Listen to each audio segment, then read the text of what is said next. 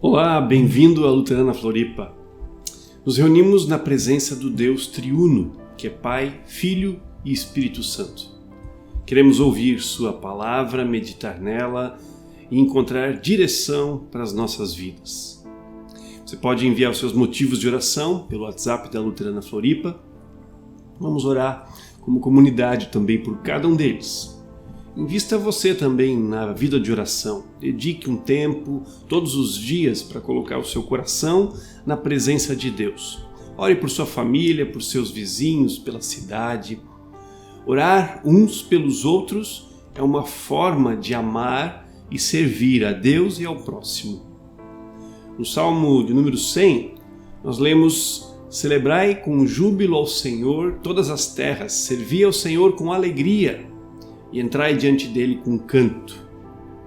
Servir e adorar a Deus é a razão da nossa existência. Servimos a Deus também quando servimos ao outro, em nome dele, em nome de Deus, e manifestando o amor de Deus. Ele mesmo em Cristo nos mostrou o que é servir em amor. Mas servir não é fácil. O egoísmo nos trava. Não percebemos no outro a face de Jesus. Achamos desculpas para não servir, ou servimos carrancudos por obrigação, ou para sermos vistos. Pecamos. Pecamos em pensamentos, palavras, ações e omissões. Que Deus tenha misericórdia de nós. Nós queremos orar. Senhor, colocamos diante de Ti nosso coração, nossa disposição de Te louvar, de Te buscar e Te servir. Mas, Senhor, confessamos também que muitas vezes somos negligentes no serviço. Não nos dedicamos, não estamos atentos às necessidades do outro, não nos dispomos a servir. Temos receios, temos preocupações, desculpas, olhamos para nós mesmos e seguramos a mão, não estendemos, não doamos, não nos colocamos à disposição. Senhor, tem misericórdia de nós, cuida de nós, perdoa, Senhor, nosso coração duro. Nós oramos e pedimos em nome de Jesus. Amém. Jesus ensina a amar de forma prática na sua vida, mas especialmente na cruz, onde carregou o nosso egoísmo, nossos pecados e nossas desculpas. Como diz outro salmista, Tu és bondoso e perdoador, rico em graça para com todos os que te invocam. Em Jesus, nós experimentamos essa face bondosa e graciosa de Deus. Por isso, nós o invocamos. Por isso, oramos pedindo o seu perdão. E Ele, mais uma vez, quer fortalecer o nosso coração. Quer nos livrar desse peso do pecado, para que possamos servir de forma livre e viver segundo a sua vontade.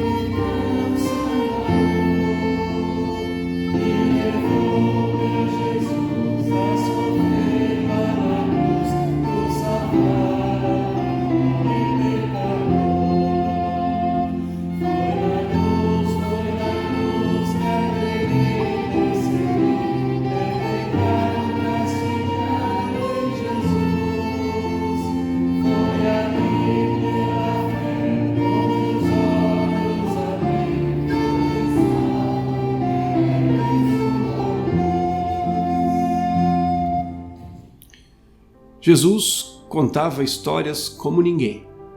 Os personagens e enredos criados por ele têm tal densidade que impactam pessoas pelo mundo todo até hoje. Suas histórias abordam de forma profunda o drama da vida humana e, ao mesmo tempo, expressam o caráter divino. Uma dessas famosas histórias contadas por Jesus é a do bom samaritano, um herói anônimo que personifica o amor ao próximo. A expressão tornou-se muitíssimo popular na cultura ocidental. Passou a designar qualquer pessoa que se preocupa com os outros, que age a favor do bem, que procura ajudar em qualquer circunstância, sem falsos interesses. Existem, inclusive, muitos hospitais, orfanatos e outros trabalhos sociais que assim são chamados. Mas vamos ouvir essa história, conforme o relato de Lucas em seu Evangelho.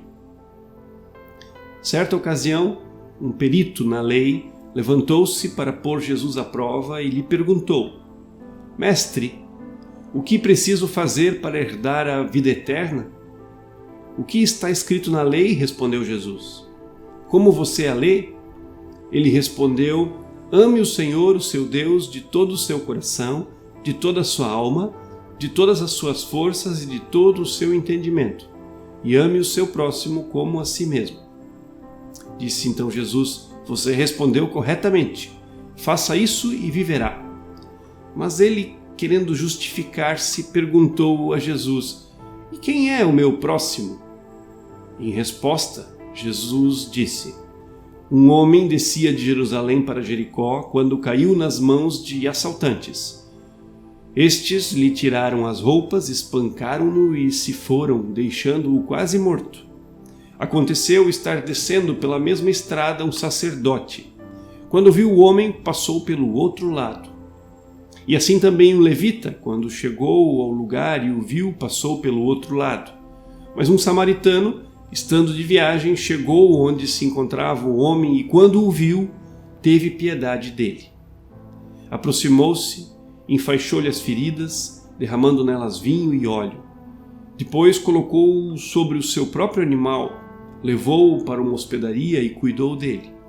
No dia seguinte deu 2 denários ao hospedeiro e disse-lhe: Cuide dele. Quando voltar, lhe pagarei todas as despesas que você tiver. Qual desses 3 você acha que foi o próximo do homem que caiu nas mãos dos assaltantes?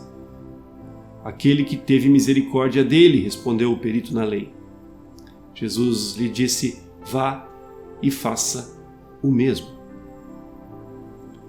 A parábola é contada no contexto de uma conversa com alguém que conhecia muito bem as leis judaicas. Era um perito na lei. Ele queria pôr Jesus à prova, mas acabou tendo seu próprio coração posto à prova por Jesus. Os mestres da lei, os fariseus, eram homens muito dedicados e estudiosos.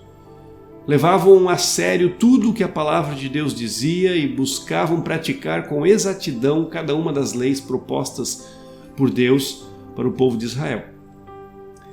Ele conhece a teoria, ele responde corretamente, mas Jesus o desafia a praticar. Ele reage dizendo que não sabe quem ele deve amar. Quem é o próximo que deve ser amado? A pergunta faz sentido no contexto judaico. Os intérpretes da lei discutiam esse assunto e algumas escolas restringiam o próximo somente aos irmãos judeus piedosos. Outros abriam um pouco mais o círculo, incluindo demais judeus e às vezes estrangeiros que desejavam seguir a fé de Israel. Jesus põe abaixo todos os limites para amar. Ele nos convida a amar de forma prática, com ações de cuidado. O samaritano, sem nome, é aquele que vê o homem desacordado, machucado, nu, quase morto. Ele enxerga de fato, ele passa perto, ele tem piedade. Ele para, ele cuida das necessidades do homem e o leva a um lugar adequado para sua recuperação. Ele não está tão apressado que não possa compadecer-se do necessitado. Ele investe seu tempo, ele investe seus recursos, gasta seu vinho, seu óleo, paga do próprio bolso uma hospedaria para o desconhecido. Ele empenha o seu próprio nome, compromete-se a pagar as despesas futuras para que o homem seja tratado adequadamente até a sua plena recuperação. Nós admiramos a atitude desse personagem. Ele realmente se envolve, se compromete com o outro. Ele ama, na prática, um completo desconhecido. Jesus deliberadamente usou um samaritano como protagonista. O perito na lei certamente entendeu o recado de Jesus. Os samaritanos obedeciam alguns aspectos da lei judaica, mas faziam isso de uma forma sincrética, misturando suas outras filosofias. E eram também mestiços, não tinham puro sangue israelense. Eles não faziam parte da lista de próximos para um judeu. Jesus é provocativo quando usa um impuro como exemplo daquele que cumpriu o mandamento e como também modelo de espiritualidade que serve. Mas a provocação maior está nos dois personagens escolhidos como antagonistas, o sacerdote e o levita. Eles representam a elite da vida religiosa judaica. Estão comprometidos com o trabalho no templo, obedecem rituais de purificação para que estejam aptos para desempenhar o serviço regular lá no templo, mantendo sacrifícios, fazendo propiciação pelo povo, repondo incenso no altar, administrando os dízimos. Deveriam ser eles os exemplos da espiritualidade judaica. Eles eram dedicados ao serviço sagrado desde o nascimento. Eles precisavam obedecer às leis de pureza. Uma delas, inclusive, falava sobre o contato com um cadáver e dizia que esse contato tornava o homem impuro por 7 dias. Isso está registrado em Números, no capítulo 19, versículo 11. Talvez por isso a preocupação desses dois homens em manter distância daquele anônimo desacordado no caminho. Talvez não quisessem inviabilizar o seu serviço no templo, mas não era o caso. Eles não estavam subindo para Jerusalém para trabalhar no templo. Ao contrário, desciam, já haviam cumprido o seu serviço, já haviam prestado sua adoração. Ainda assim, decidiram não se aproximar. Talvez a preocupação era com relação à sua segurança pessoal.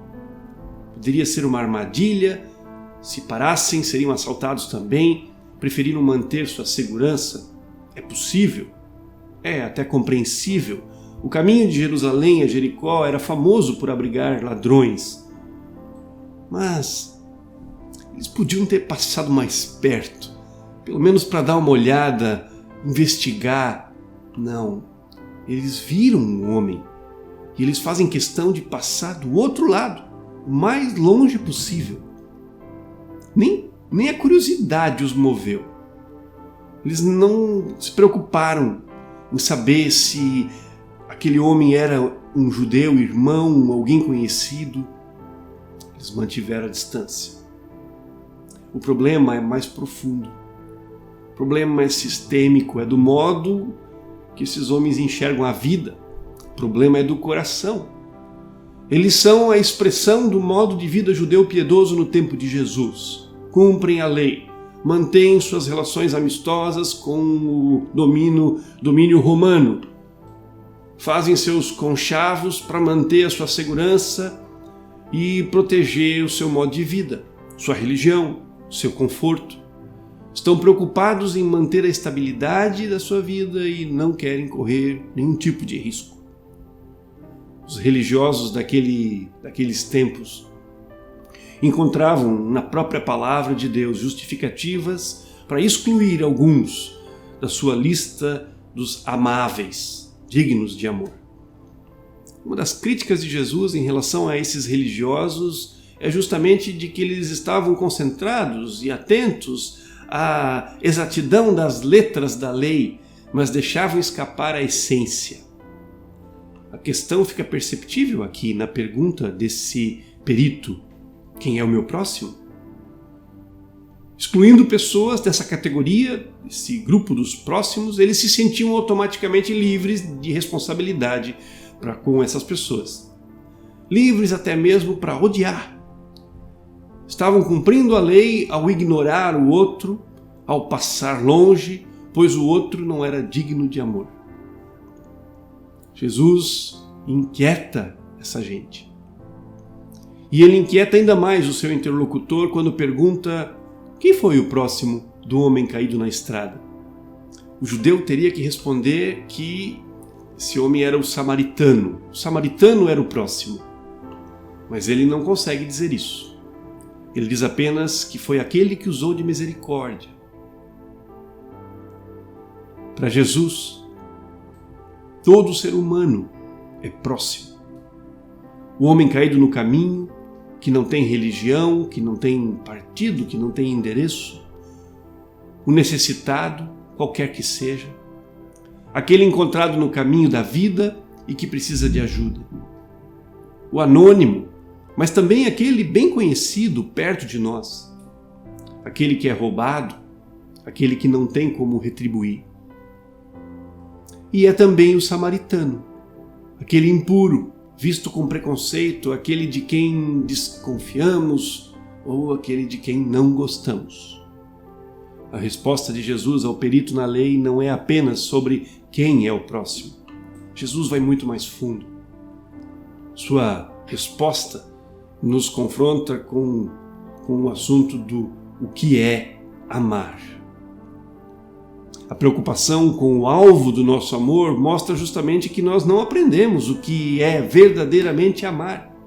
Nós queremos controlar o amor e queremos escolher quem vamos amar. Nos tornamos assim também juízes, elencamos as nossas, as pessoas ou os grupos ou as categorias de quem é próximo e quem não é próximo, quem é digno e quem não é digno do nosso serviço. Somos aqui sacudidos por Jesus. O samaritano, por um lado, nos convida a um amor prático, que serve. O sacerdote e o levita põem luz sobre a nossa recusa em amar o próximo. Jesus nos faz pensar sobre as nossas próprias desculpas, aquelas que vamos construindo na vida para nos distanciarmos, para não nos envolvermos, para não corrermos riscos, para mantermos nossa vida estável e confortável. A busca por segurança, proteção e conforto não é um problema, mas ela torna-se um problema quando ela bloqueia nosso coração, quando se torna a razão da vida, o alvo, quando nos afasta do outro, do necessitado, daquele que pensa de forma diferente, quando nos endurece e nos impede de abençoar o próximo. Temos a tendência de construir também nossas religiosidades mecânicas que visam somente o nosso próprio benefício. Podemos nós também inverter a proposta de Jesus. Ele propõe uma vida de serviço. Eu e você vivemos para a comunidade, existimos para abençoar o mundo, mas nós facilmente entendemos que a comunidade é que nos serve, que os outros é que devem nos amar e servir, que ser servido é o alvo da vida. Jesus convida seus seguidores para uma visão de vida radicalmente diferente. Ele conecta amor e servir, amar e servir. Servir torna-se o modus operandi, o jeito natural de viver do cristão. É o amor em ação. E não precisamos fazer qualquer tipo de propaganda. Ele ensinou que a mão direita não sabe o que faz a esquerda. É coisa do coração. Vem do interior, porque é lá do interior que fluem os rios de água viva. E na cruz, Jesus não só mostrou esse amor que serve, mas também nos libertou do nosso próprio egoísmo e da nossa obsessão por autopreservação. Ele nos libertou para amar uns aos outros. Em Gálatas, no capítulo 5, versículo 13, lemos: Irmãos, Vocês foram chamados para a liberdade, mas não usem a liberdade para dar ocasião à vontade da carne. Ao contrário, sirvam uns aos outros mediante o amor. Jesus propõe uma vida de liberdade limitada pelo amor. Nos desafia a amar os inimigos, orar por aqueles que nos perseguem. Propõe amar na prática, suprindo necessidades a custo pessoal. Nos convida a ver e agir, investindo nosso tempo, recursos e correndo inclusive riscos por amor ao próximo. Seja ele quem for, e sem esperar qualquer retribuição. Precisamos do poder do Espírito agindo em nós para que possamos viver dessa forma. Então vamos pedir a Jesus que derrame amor em nosso coração, que nos motive a servir. Servir aqueles que estão à nossa volta, perto de nós, nosso próximo. Vamos orar? Senhor, nós pedimos que Tu derrame sobre nós esse Teu Espírito, que Tu, Senhor, nos sintonize o coração com o Teu amor doador, Teu amor que serve. Que possamos, Senhor, mais do que entender esse Teu amor, mais do que sentir esse Teu amor, possamos também praticá-lo, derramando dele na vida de outras pessoas, abençoando o mundo à nossa volta, por amor ao Teu nome. Assim oramos e pedimos, em Teu nome, Jesus. Amém. Quero convidar você e as pessoas que você conhece para participarem também do curso Alfa. O curso Alfa acontece como uma oportunidade de aproximar também nosso coração da Bíblia, da verdade bíblica e da história de Jesus e daquilo que Jesus fez por nós. Então, se você tem esse interesse ou se você conhece alguém que talvez possa fazer parte desse grupo, você pode convidar, envolver, para que possa também fazer parte desse curso. Quero convidar você também a colocar diante de Deus as suas necessidades e derramar diante dele aquilo que você também traz no seu coração. Nós queremos orar uns pelos outros, pedindo que Deus de fato possa ser aquele que nos guia pela vida. Oramos mais uma vez. Senhor, obrigado que nós podemos ter esse tempo juntos. Obrigado que Tu cuidas de nós. Nos dá, Senhor, essa percepção de que Tu sempre estás presente e sempre cuidas de nós. Nos dá, Senhor, a Tua disposição, o Teu amor, para que possamos viver em serviço. Assim oramos e pedimos por Cristo Jesus. Amém.